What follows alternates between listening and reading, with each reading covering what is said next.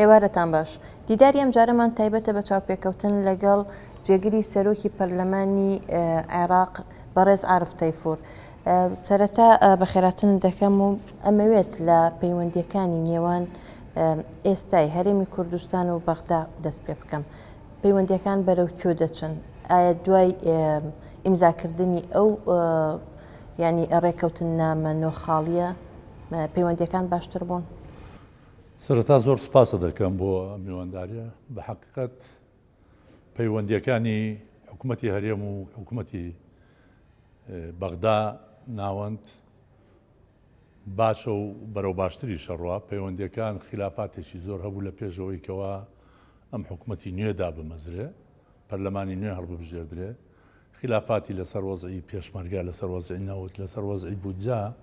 لەسەر وەزعی هەڵبژاردن، ئەوانە کە هەمووی هەتا ئێستا شەرماوە. بەڵام کاڵێم خلافات هەبوو ئێستاش ماوە. ئەمە ئێستا ئیشی لەسەرەکرێ بۆ بەرەوەی کەوا بەرەو چاکردن و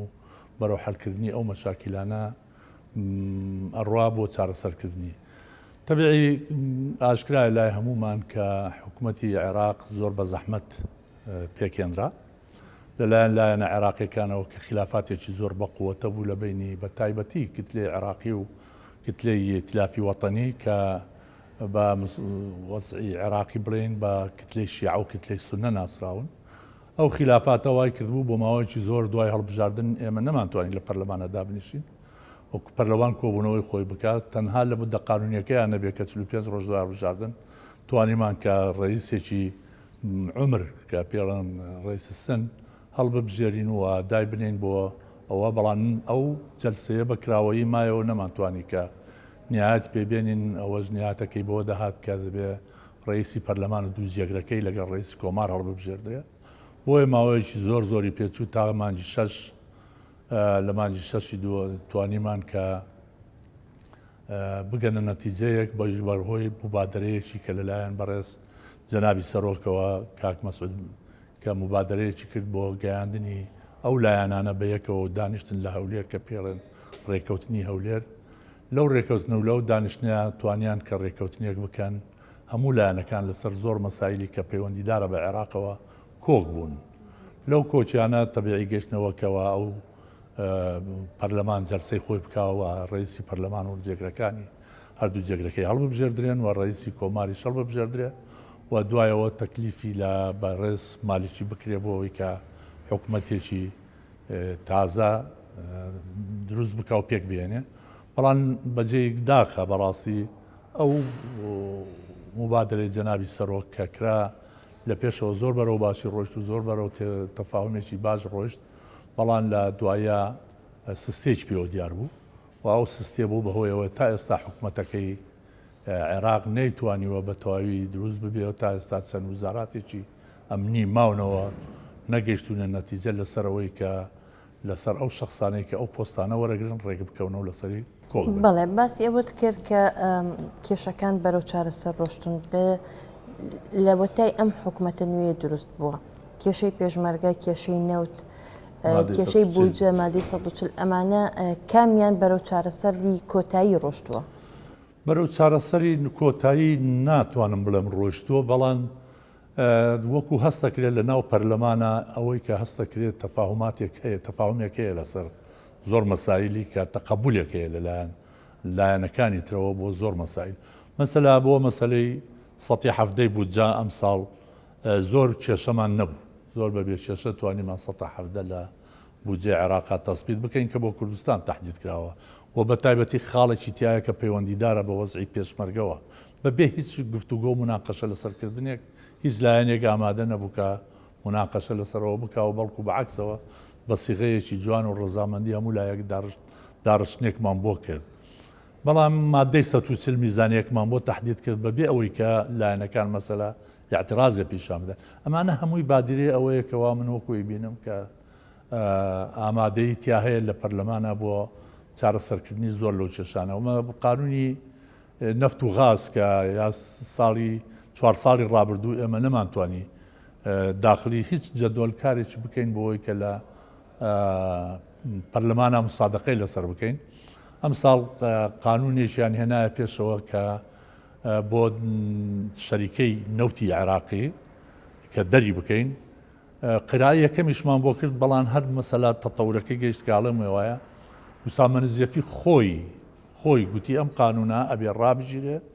نابێت تەڕح بکرێت چونکە ئەمە لەگەڵ چەند قانونێشکە مەڕبوتە بەیەکەوە وەکو قانونی نەفت و غاز کە دەبێت ئەوە قانونی کە ئەساسەکەیەتی و چەند قانونێشکی وەکو تەوزیعی سەرەواتی نەفتی وەکو قانونی وزارەی نەوت ئەم چوار قانونە لە یەک پاکێتایە ئەبێ هەمووی بەیەکەوە دەربکرێت لەبەر ئەوە ڕامان گرتووە چاوەڕێ واکەین کە بگەینە نەتیجەیەکی ڕازی بۆ هەموو لایەک لەسەر قانونی نەفت و ئەلغاز یعنی قەزمەوەیە تەفاومات و تەقاروباتێک و تقبلێکی شەیە لەلایەن ئەندامانی پەرلەمانەوە بۆ وەرگرتنی زۆر مەسایلی کە کێشە بوون لە دەورەی پێشوە. ئەگەر بین باسی ئەنجومەنی نوێنەرانی عێراق بکەین ئێستا جەنابەت جێگیری سەرۆکی ئەنجومەنی نوێنەرانی سەرۆکی ئەنجومەنی نوێنەران ئوسامە نوجەیفی کەسایەتیەک بوو لە ناو کورد و لە کوردستاندا بە کەسایەتێکی شۆڤێنیزم ناوبانکی دەرکرده بوو. تۆ چۆن مامەڵە لەگەڵ سەرۆکی ئەنجومەنی نوێنەرانی ئێستادا دەکەی؟ خۆی بە حەقیقەت وسامە هەروە بوو ئەنی کابراکی زۆر تۆنڕە بوو زۆر دژی کێشەکانی کورد بوو زۆر دژی هەموو هەنگاوێکی ئیجابی بوو بەنسبەت کوردەوە کە بەهاویژرا لە ناو پەرلەمانی عێراقیە زۆر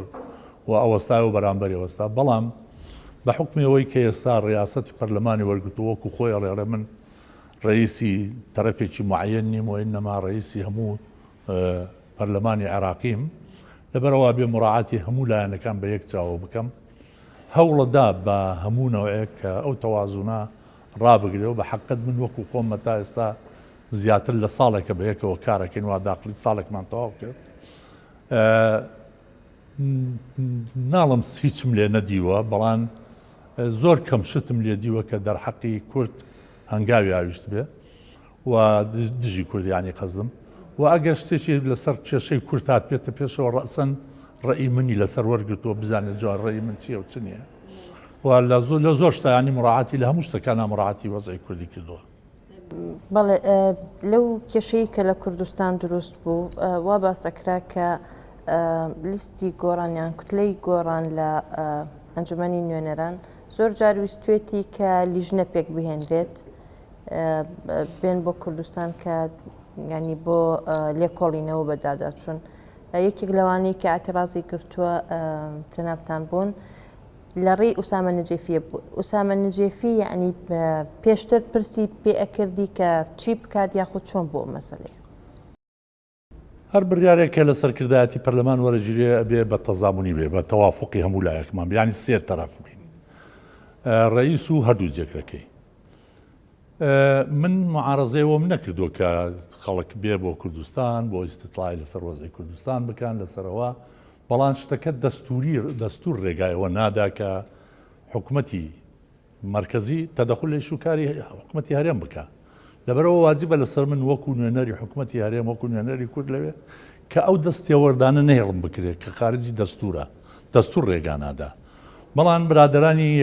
گۆڕان بە حەقیقەت دەورێکی زۆر سەلبیان هەیە لە داخلی پەرلەمانە و معدل لەگەڵ تەقاریر و راپۆرتنووسین و شتی خراپە نووسن لەسەر وەزعی سلێمانی و وەزعی کە هەولێر و ئەمانە کە دوورە لە واقعەوە زۆر دوورە لە ڕاستیەوە لەبەرەوە بەڕاستی ئینسان ناتوانێت هەرچی ئەو مەشاکیلی لە کوردستانە هەیە یان لە بەردەرکی سەرایە هەیە بێنێ لە پەرلەمانی عێراقا بیکاتە مەیدانێکی خوتبەدانی ئەو جەماعەتە لەبەرەوە من معارەزەی شتانم کردووە و نەمێشتووە و زۆر جاریش مڕاعاتم کردوون مەجالم پێداون کە بەعزە شتێکم بە حەق زانی بێ با شتێکی وازانی بێ کە بەحث بکرێ مڕاعاتم کردوون و موافقەم کردووە لەگەڕین بەڵام لە داخلی پەرلەمانە ڕاستە هیچ شتێک ناتوان درێ بکرێ بەبێ ئەوەی کە ڕێی من وەرنەگیرێت کە وەکو نوێنەری تلافی تاحال ئیتلافی کوردستانیەکان و لە عینی کاتشا شتەکانی کە نەمێشتەوە بە ناحەقم زانیوە بە حەقی باوەم زانیوە کە دەستێوەردانە لە هیچکاری هەرێمە بۆیە مەجالم نەداوە کە دەست لە هیچکاری هەرێم وەربدرێت. ئەو پۆستی تۆ لەوێ پۆستی کوردیان پۆستی ئیتلافی کوتەلی کوردستانی ئەو پۆستی من لەوێ پۆستی کووردە پۆستی کووردە و من نوێنەری کوردم لە ئەو پۆستەیە وەرم گرتووە و لەوێ دانیشتم. کاتە مامەڵەت لەگەڵ کتلەکانی ناو پەرلەمان بە تایبەتی کوردەکان وەکو یەکە یاخود ئەبێ لەگەڵ هەموو عێراقێکە وەکو یەک بێ نەکرد لەگەڵ کوردەکانە. چکە من لەوێ کە گەشتمەوێ فقط تەمسیلی کورد ناکەم، تەمسیلی هەموو عێراقەکەین پەرلەمانی عێراق، چونکە من 200 ئەوەندە دەنگم وەرگرتووە، معنایەوەیە 200 ئەوەندە کەسە لە پەرلەمانی عێراقی کە دەنجیان بە من داوە، دەبێ من مڕاعاتی وەزعی هەموو عێراقیەکان لە پەرلەمانی عێراقا بکەم. بەڵێ بەشێک لە معارەزەی ئۆپۆزیسیۆن لە کوردستان دایم باس لەوە دەکەن کە ئەو پۆستەی تۆ لەوێت ئیستیغلالێک کردووە بۆ ڕاو بۆچوونی پارتی دیموکراتی کوردستان و یەکێتی نیشتیمانی کە بەعتیبار حەلیفتانن. ینی ئەم پۆستەی تۆ بۆچی بەو شێوەیە لێک بدرێتەوە، ینی بە تایبەت لەو کێشانی کە ڕوو ئەدا لە ناو پەرلەمانی کوردستان بە پەرلەمانی بەغدادا لایەنگری ئەتیلافی کوتەلی کوردستانی زیاتر دەکەیت، ینی وا باسەکرێت. من تەنها کە لایەنکاری کوتەلی کوردستانی کردن واز ناڵم نایکەم ئەیکەم، چونکە من خۆم ئەندامێکم لە کتلەی کوردستانی، بەڵام پێشم خۆش نییە پەرلەمانی عێراقی ببێتە منبەرێک بۆ هەرچی کێشە و مەشاکیلی ناو سلێمانی و یان هەولێر و ئەوە هەیە بێ لەوێ بەحث بکرێت. حەزەکەم ئەو کێشانە لێرە پەرلەمانەکەی لە کوردستانە پێڕن پەرلەمانی کوردستان لە ناو پەرلەمانی کوردستانە کێشەکان چارەسەر بکرێت و حەزەکەم لە ناو خودی کوردستانە چارەسەری ئەو مەشاکیلانە بکرێت. بەڵام برادرانی گۆڕان هەوریان ئەوەیە کە بە تایبەتی هەندێکیان هەڵەستن ئیمزاکۆکردنەوە، جارێ لە پێشەوە دەست بە ئیمزاکۆکردنەوە لەو کەسانە وەرەگرن کە شۆڤێن و حاقدن لەسەر کورد، بە تایبەتی بەعسیەکان و عەرەبە حەویجەیەکان و سامەڕا و تکریت و خەڵکی مووسڵ کە ئەوانە دژایەتیان بەرامبەری کورد زۆر واسیحە و ئەمانە من بە شتێکی معقولی نازانم ئینسان التیجا بکە بۆ دوژمنانی کورد بۆەوەی کە بتوانێت هەوڵ بدا کە کوردی پێ بشتێنێ. لەبەرەوە من حەز ناکەم ئەو مەسالانە بکەونە سەر مەیدانی داخلی پەرلەمانە، بەڵام گۆڕان ئیمکانیەتی ئەوەی هەیە. خۆت حتمما ڕەن بێ دیت بێتت ئێمە شوێنێکی زۆر فراوانمان تعدید کردووە بۆ یعلامی عێراقی کە هەموو ئەنواعی یعلامەکان نەک عێراقی خارج غەیری عێراقیش هەمووی لەوێ کۆبووتەوە لەو هینەیە، ئەوان نەتوانن بچن لەو یعلامەیە چیان ئەوێ بتوانن بیکەن. بەڵام من لە دەروون و خۆم و لە دڵی خۆما پێم ناخۆشە کە لەسەر حیسابی کورد بێ. بەڵێ باسیەوەت کرد کە ئیمزا کۆکردنەوە، لەو ئیمزا کۆکردنەوەیە ینی ڕۆڵی ئوسامە نجێفی چۆنە؟ تەشجیعانەکە ئوسامە بامونەوەیەک تەشجیعانەکە تا من جارە بە ئوسامەم گوت دیارە بەیانیان قاوە خواردنەکەتان لەگەڵ شۆڕش حاجی زۆر خۆشە بەیەکەوە بەیانیان کە هەموو بەیانی دەست پێکردن شۆڕش حاجی جەلسەیەکی هەیە لەگەڵ ئوسامە ئەچێ بۆ لای و لەگەڵیا دانیشێ لەگەڵ ئەو یان لەگەڵ مدیری مەکتەبەکە کە ئەبوو نزاڵی ناوە بە یەکەوە دانیشن جا چی بەحسەکەن، من نازانم بڵم چی بەحسەکەن و ناچار بووم ڕۆژێک بە ئوسامە بڵم دیارە بەیانیان قاوەکانتان بە یەکەوە زۆر خۆشەکەی خۆنەوە لەگەڵ شۆڕش حاجی قسەی زۆر خۆش بەحسەکەن و ئەو قسەی زۆریش پێ ناخۆش بوو. ها ئوسامە کە منەوەم پێگوت زۆر هەڵوێستەی کرد و گوتی حەز ناکەم بۆ چە نەزەرە تەماشا من بکەن کە من تەشجیعانەکەم دژیەوە ئیش بکەن کە من تەشجیعەکەم دژی کوردیش بکەن، بەعکسەوە من هەوڵ دەدەم دایمەن تادیان بکەم دایمەن بیانیانمەوە سەرخۆ بۆەوەی کە ئەو فەوزای ئەو مەشاکل و بەزمەی لە ناو داخلی قاعی پەرلەمانە دروستێکەن دروستی نەکەن و لە خارجی قاعەیە چارەسەری کێشەکانیان بکەن. بەڵێ کاک عارف تۆ بە سەراحەت یعنی شعورت چییە کە لە تەنیشت ئوسامە نجێفیەوە دائەنیشیت کە ئوسامە نجێفی وەک باس کرا پیاوێکی شۆفێنیزمە، ینی چۆن شعورت چییە، هەستت چییە کە تۆ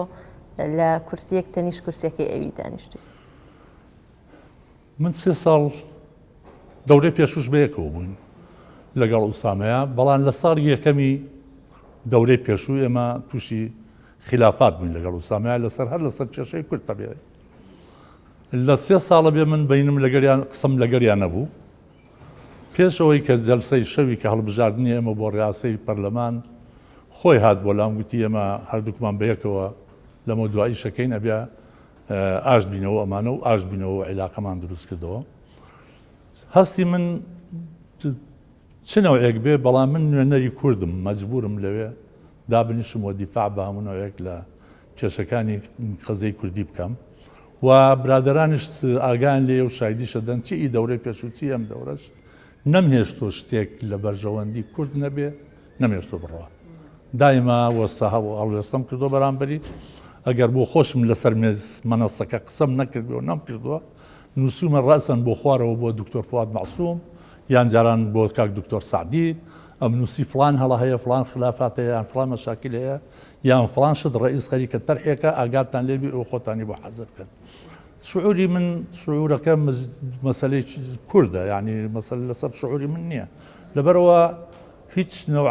شتێک نییە کە مەسلحەتی کوردی تیابێ من بتوانم هەست لێ هەڵ بسڵەمێمەوە ئەسمە پێشەوە لەگەڵیانە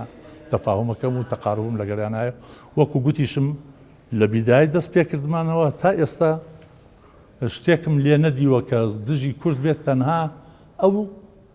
تەشجیعکردنەی کە منەی بینم لە بنەوە تەشجیعی جەماعەتی گۆڕانەکە بۆی کە مەشاکل دروستکرد. بەڵێ لە قسەکانتە بەس لەوە کرد کە پێت ناخۆشە کێشەی کورد ببرێتە بەغدا یعنی کە ئەمە تەزدیری کێشەی کووردە بۆ ناو بەغدا و بۆ ناو عێراق. باشە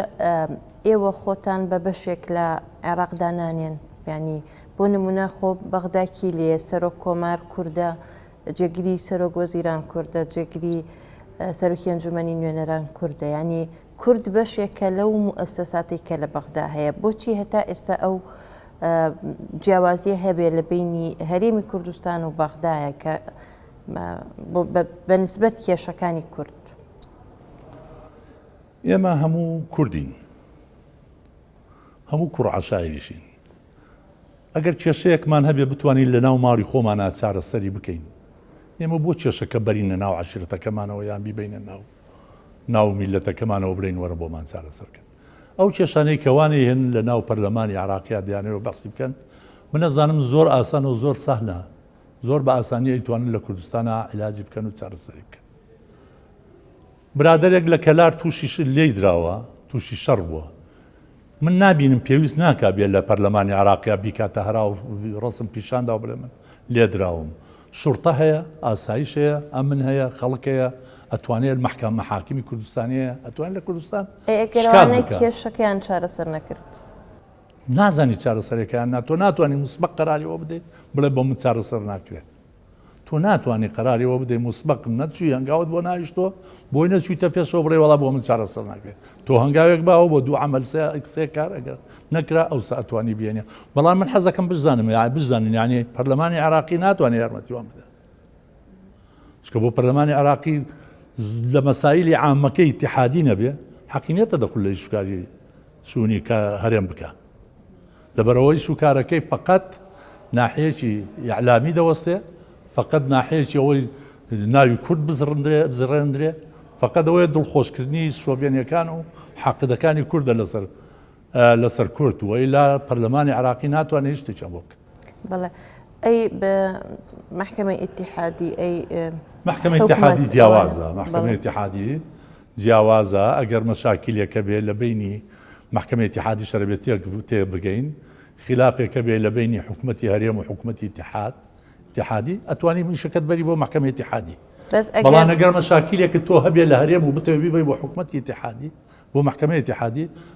ئیتیحادی پێتەڵێ لە هەرێمی کوردستان محکەمەی خۆی لێ بچۆ لە محکەمەوێ تەسجیلی داوای خۆت بکەوی شەکانی خۆت لە محکەمە یعنی ئەو کێشانی کە لێرەش چارەسەر نەکرێت کە لێرەش هەر خلافی لەسەر بێت ناتوانن یەکلایی بکەنەوە لە چ جۆرە مەسەلا چێشەیەک بۆ نمونە کێشەی نێوان لایەنە سیاسیەکان ئەگەر بۆ نمونە ئەندام پەرلەمانێکی هەرێمی کوردستان وەک ئەوەی کە ئێستا لەوەی پێشەوە تۆفیقا بینیمان کە داوای قەزایی بەرز کردوتەوە دژی ئەندام پەرلەمانێکی فراکسیۆنی کوردستانی ئەگەر ئەم داوایی نەبردەوە ئەتوانێت بیباتە محکەمەی ئیتیحادیان بۆی نییە من بە بەوای بینم بۆی نییە بیباتە محکەمەی ئیتیحادی چونکە بۆ محکەمەی ئیتیحادی ڕاستن تەحویلی محاکمی کوردستانی کاتەوە لە محکەمەی کوردستان بۆ خۆتان قرار لە دواوگەر قەرارێکی حکم لێرە درا قەتعیە ناتوانێت لێرە قەرارێکی حکم بدرێ و بتوانێت بچێت جارشکە شکاتەکە لەسەر عینی قەزیە لە شوێنشکە بکاتەوە لێرە کە قەراری لێدرا قەراری قەتعیە نهایەت پیاتەوە بەڵام بەعزە مەسایلێکەیە مەسەلا ئەوەی کە تۆ پێشەوا تۆفیقت باس کرد پێشەوا تۆفیق یعنی دەبێت جەزا بدرایە چکە احترامی بۆ پەرلەمانی کوردستانی هیچ نێشتەوە ئەبوو جەزایەک بدرێ جا جەزاکە چۆنە چەند چێ بێت من نایزانم بەزەبوو بدرێت چونکە تۆ هەموو شتێک حدودی خۆی هەیە لە احتراماتە ینی کە گەیشتەوە تۆ بتڵ یان قۆندەرا یان شتێک ئەوەتە مەلاکرێکار لە بەر مقابلەکەی گوتی ئەبێ قۆندەرە بە هێن میراو دەلی وتێ بێ قۆندەرە بە ڕئیس پەرلەمانە بدرێت وابزانم قسەکە ئەوی تەنفیز کردووە بەڵام میراودەلی ئەو شخصە نییە کە ئینسان التیزام بە قسەی بکات چۆن قسەکان بەڵێ ئەگەر هەمان ئوسلوب لە بەغدا تکرار بوایەتەوە یعنی نفسی عقوبەی وەرەگرت ئەو بە قەناعەتم زۆر بە قووەترێ بێماکە عقوباتەکەی چونکە بۆ لە داخلی پەرلەمانی عراقی ئێستا زۆر جار دەنگ بەرزکردنەوەیەکی زیاد لە لزوم ڕئیس دەرێکاتە دەرەوە و حادیسەی واشمان بووە لەسەر دەنگ بەرزکردنەوە لەسەر مناقەشەکردی تند لەگەڵ ڕئیس دەری کردوتە دەرەوە مەسلەیەکی تر هەیە زۆر بەدی ئەکرێ لە ناو ئەنجومەنی نوێنەرانی عێراقی مەسەلی لێپرسینەوە لە بەرپرسە گەورەکانی حکوومەت زۆر جار هەست دەکرێت کوتلەی کوردستانی ئەبێتە تەڕەفێک لە دیفاعکردن لە بەرپرسە کوردەکان بۆ نمونە فەرەج حەیدەری مانەوەی فەرەج حەیدەری لەو پۆستەیە گرنگە یان پۆستە سیادیەکە گرنگە بۆ کورد خۆی بە حەقیقەت ئەو لێپرسینەوانەی کە لە پەرلەمانی عراقیا کرێ زیاترین لێپرسینەوەی سیاسین زیاترین لێپرسینەوەی سیاسین لێپرسینەوەی فەرەج حەیدەری دەگەڕێتەوە بۆ کاتی انتخابات کاتی انتخابات دەگەر تەسیلاتێکی زیادی بکردایە لەگەڵ حزبی داوایە و بە هەموو داواکانی ئەوی جێبەجێ بکردایە بە تاکید دەم لێپرسینەوەی ئەمڕۆ لەگەڵا ناکرا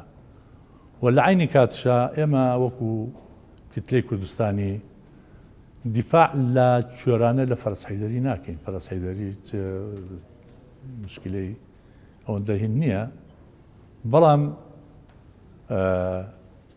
فەرەج حەیدەری ئەبینین وەکو غەدرێک لێ یەکرێ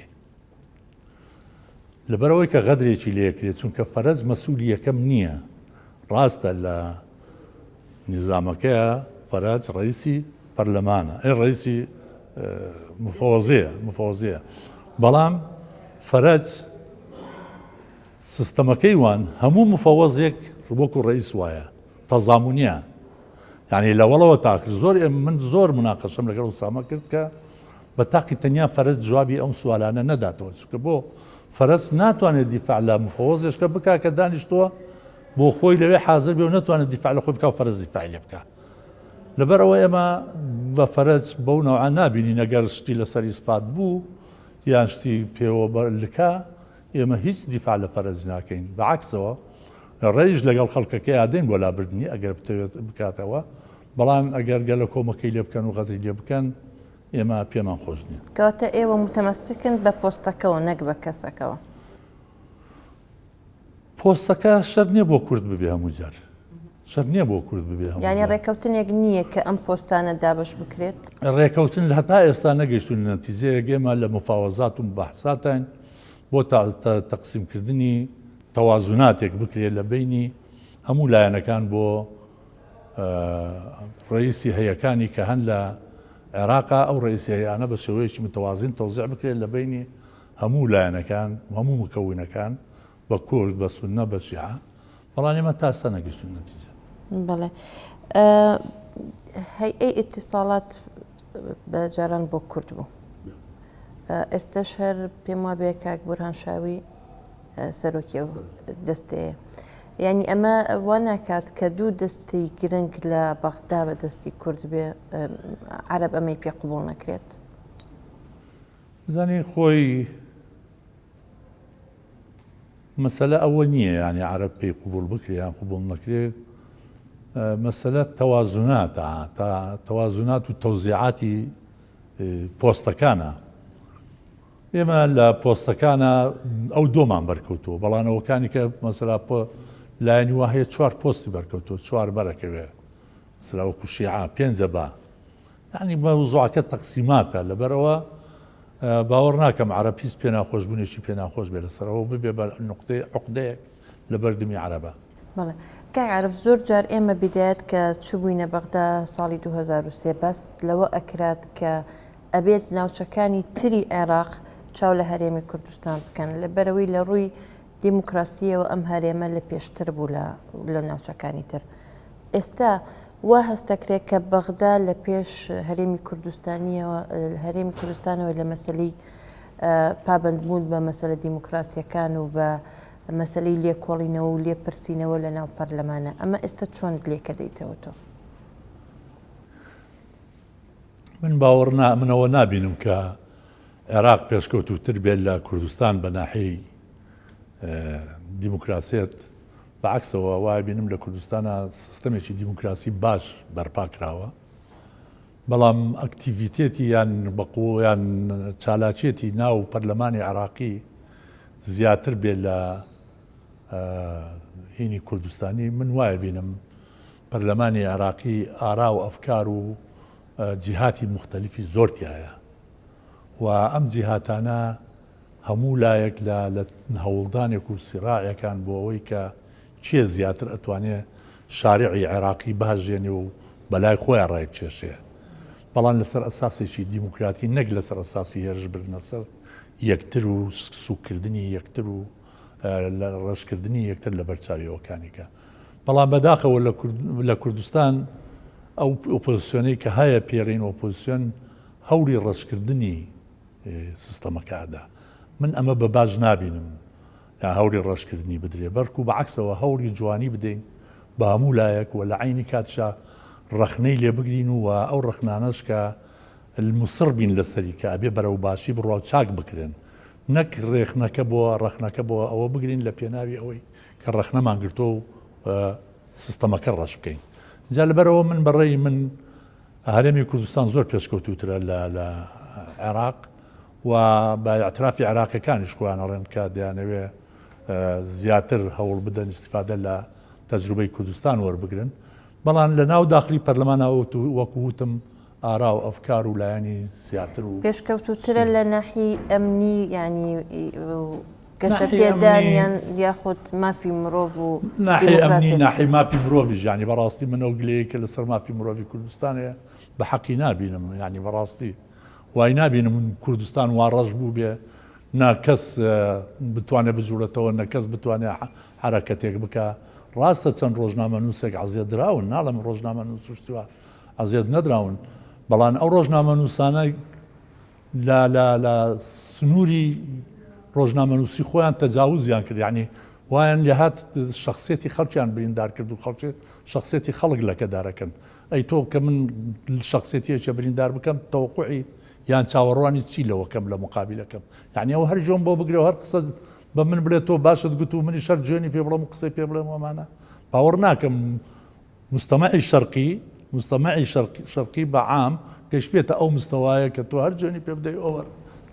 خۆ یاسا هەیە کە ئەمانە چارەسەر یاساش ئیلتیجاکەی بۆ یاسا ئەڵێ هەموو ڕۆژشکات لە منەکەن فەرموو ڕۆژی ڕۆژ نییە ئەحمەد میرەیەکەیە نێتە سەر تەلەڤیزیۆن نەڵێ شکات لە منەکەن دەی ئەو جۆن بە هەموو قیەمێکی ئەم وڵاتەدا مەجبورە ئینسان شکاتی لێ بکە ئەجا هەڵەشتشە لەسەر تەلەڤیزیۆن ئەڵێ شکات لە منەکەن ئەڵێ منیان حەزر کردووە منیان وا لێ کردووە کاتە لە بینی شکات و لێدان و ئەوەدا کامیان باشترە وڵا شکاتەکە باشترە لێدان شتێکی زۆر ناشرنا شتێکی زۆر خراپە شتێکی زۆر ناشارستانیە شتێکی زۆر هینا بەڵام بۆ بگاتە شکات و بۆ بگاتە لێدان بۆ من بە شێوەی بە زمانی گوڵ بە تۆ نەڵێم تۆ خراپ دانیشتووی بۆ بە زمانێکی خۆش بە تۆ نەڵێم تۆ خراپ دانیشتی و خراپ ڕستی دانیشتی بۆ ئیلا قسەیە بکەم بەرامبەری تۆ بریندارت بکەم یعنی تەفاهمەکە ئەگەر بتوانین ئەگەر لە خزمەتی ئەم سیستەمەوە ئەم گیانەی ئێمە بمانێت خزمەتی ئەمە بکەین ئەبێ بە زمانێکی زیاتر دۆستایەتی و برایەتی لەگەر یەکتر قسە بکەین و هەوڵ بدەین قەزیەکە بەرەو پێشتر بەرین و بە هەمومان قەزێکە جوانکەی خۆی وڵاتەکە بە هەمومانەوە جوانە بەڕاستی بەلایەکمانەوە جوان نییە کاعرف لە بەشی دووەم باس لە وەزعی سیاسی هەرێمی کوردستانەکەین بەس دەچمە ناوبڕێک و دەگەڕینەوە. ئازیزان ناوبڕێک و دەگەڕینەوە لاتان.